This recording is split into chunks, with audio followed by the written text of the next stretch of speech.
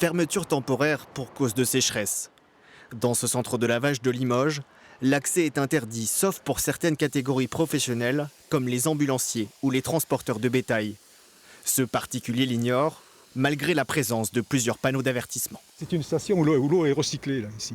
Donc à la limite, c'est pas une eau, voilà. C'est pas comme si vous êtes chez vous, que vous avez un tuyau d'arrosage, que vous sortez de l'eau de votre robinet. Là, c'est recyclé, donc à la limite, c'est pas.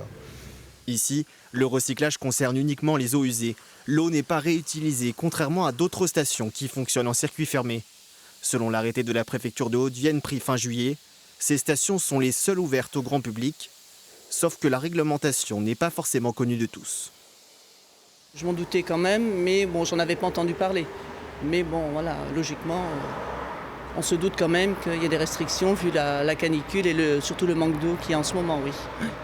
Des opérations de contrôle sont menées régulièrement par l'Office français de la biodiversité pour le compte de la préfecture de Haute-Vienne.